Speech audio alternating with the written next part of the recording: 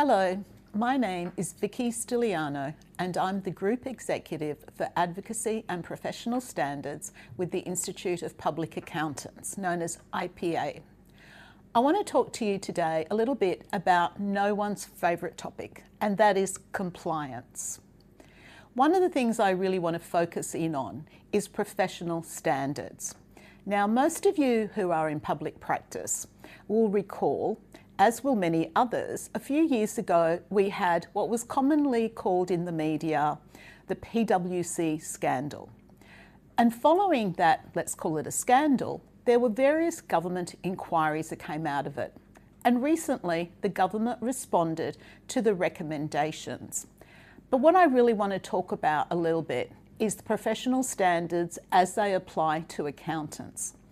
And one of the things that we are now having to do, that is the professional accounting bodies, is go before a parliamentary committee to give evidence on how we are supervising our members and your adherence to the professional standards. So basically our CEO, Andrew Conway, and I will go before the parliamentary committee, and the second one will be this year, later on this month.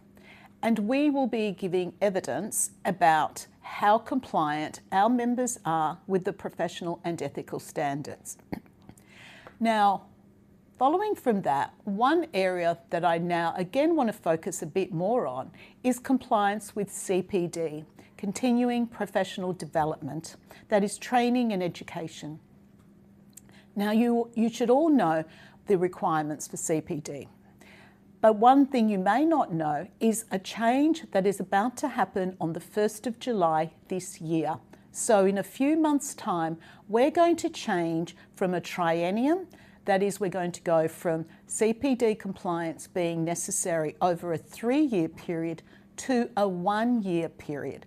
So in other words, we're going to be checking compliance and you're going to have to do your CPD over a 12-month period.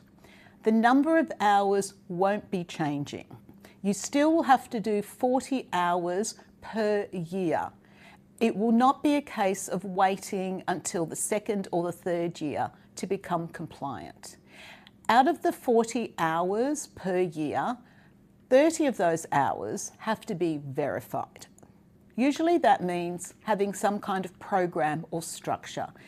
If you do CPD with the IPA, for example, then that counts as verified CPD. And the 3 categories will still apply. I'm not going to go into too much detail now, but I want you to know that we're going to move on the 1st of July this year to an annual CPD cycle. There will be a lot more information coming to you from the IPA to tell you more about the 1-year cycle, to raise awareness.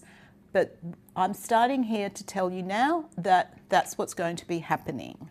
And also, don't forget, in order to do your CPD, there's so much on offer from the IPA. And there's bundling, and there's price-effective offerings, there's on-demand, there is so much. And I want to end on a not great note, and that is the rate of non-compliance with CPD. It is still very, very high. So there'll be more coming on that as well. But remember, a 12-month cycle will be starting from 1 July. And thank you, that's all from me.